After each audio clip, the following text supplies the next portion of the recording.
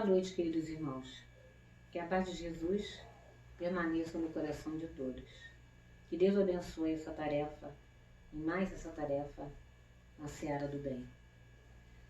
Nós hoje vamos conversar um pouquinho sobre o item 26 do capítulo 5 do Evangelho segundo o Espiritismo, que fala provas voluntárias, verdadeiro silício. E nós vamos começar com a nossa página de abertura, a lição 29 do livro O Espírito da Verdade. A página é: Se tens fé. Em doutrina espírita, fé representa dever de raciocinar com responsabilidade de viver. Desse modo, não te restringes à confiança inerte, porque a existência em toda parte nos honra a cada um com a obrigação de servir. Se tens fé, não permitirás que os eventos humanos te desmantelem a fortaleza do coração.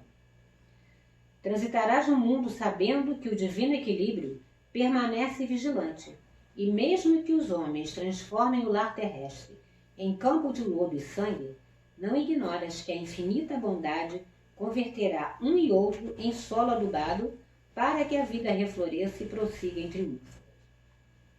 Se tens fé, não registrarás os golpes da incompreensão alheia, porquanto identificarás a ignorância por miséria extrema do espírito, e educarás generosamente a boca que injuria e a mão que apedreja.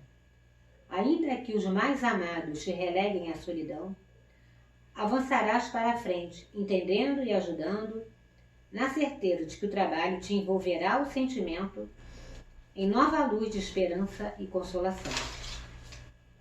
Se tens fé, não te limitarás a dizê-la simplesmente, qual se a oração, sem as boas obras, te outorgasse direitos e privilégios inadmissíveis na justiça de Deus. Mas sim, caminharás realizando a vontade do Criador, que é sempre o bem para todas as criaturas. Se tens fé, sustentarás sobretudo o esforço diário do próprio burilamento através das pequeninas e difíceis vitórias sobre a natureza inferior, como sendo o mais alto serviço que podes prestar aos outros, de vez que, aperfeiçoando a nós mesmos, estaremos habilitando a consciência para refletir com segurança o amor e a sabedoria da lei. Emmanuel. E aí, partindo dessa frase, se tens fé, não permitirás que os eventos humanos te desmantelem a fortaleza, nós vamos pensar. Nesse momento, nós estamos passando por turbulências, estamos vivenciando dias de muita dor e sofrimento. E é exatamente nessa hora que nós somos envolvidos por uma mistura de sentimentos: ansiedade, expectativa, decepção, irritação, contrariedade, medo, que nos deixam tão apreensivos com relação ao futuro. Aí é que somos testados em nossa fé. Acredito que a maioria das pessoas já entendeu que essa dor coletiva ela tem objetivos muito bem traçados na vida de cada um de nós. E será que nós estamos nos comportando de maneira correta nesse exato momento desse sofrimento coletivo? E será que basta a gente estar sofrendo, passando pela dor, que já vamos estar pagando tudo, resgatando dívidas? Não, não é bem assim. Tudo vai depender da forma como nós estamos nos comportando nesse momento, diante da dor. Se for com revolta, só pioramos a situação e ainda vamos sofrer inutilmente. Sofrimento nulo, em vão. Então, como eu devo encarar o sofrimento? Como eu devo passar pelo sofrimento? No Evangelho segundo o Espiritismo, no capítulo 5, item 26, diz assim: o mérito reside em suportar sem lamentações as consequências dos males que não se podem evitar, em perseverar na luta, em não se desesperar se não for bem sucedido, mas não com negligência, que mais seria preguiça do que virtude. Lembram quando Jesus disse assim: bem-aventurados os aflitos, porque serão consolados? Quando ele disse isso, quem eram os aflitos a quem ele se referia? Eram todos aqueles que estavam sofrendo, mas eram humildes, se resignavam, se arrependiam dos seus erros e se esforçavam, se dispõem a lutar por sua reforma íntima. Assim, buscam servir na seara do bem com caridade e com amor. Ainda no Evangelho, no capítulo 5, item 26, diz assim: há mérito em procurar as aflições, agravando as suas provas com sofrimentos voluntários? Ou seja, se eu piorar o sofrimento que estou passando, né, será que isso aí é válido para acelerar o pagamento? Se o objetivo for fazer bem ao próximo, sim, porque é um sacrifício que eu estou fazendo por caridade. Mas se o objetivo for em benefício próprio, não, porque é uma atitude de egoísmo.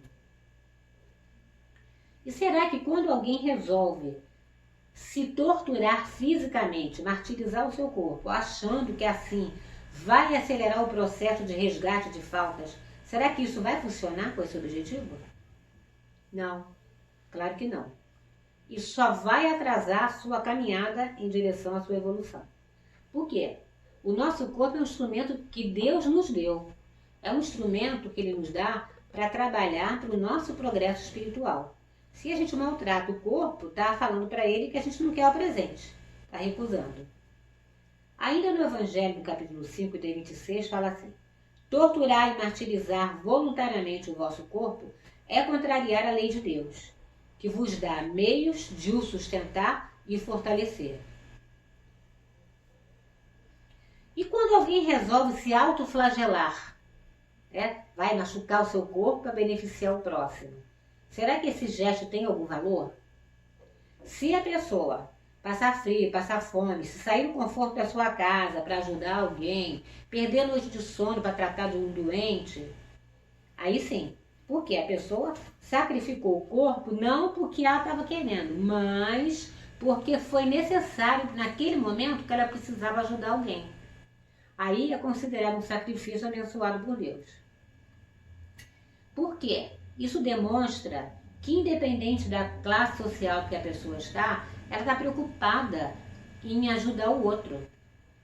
Mesmo que isso vá doer um pouquinho. Ela não se importa com essa dor. Ela faz esse sacrifício por amor, porque ela quer ajudar a pessoa. É válido alguém se isolar do mundo, se retirar do mundo, achando que isso vai contribuir para torná-lo uma pessoa melhor? Não. Porque está fugindo.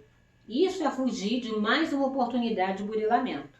Porque nós sabemos que a prova mais difícil é conviver com as pessoas.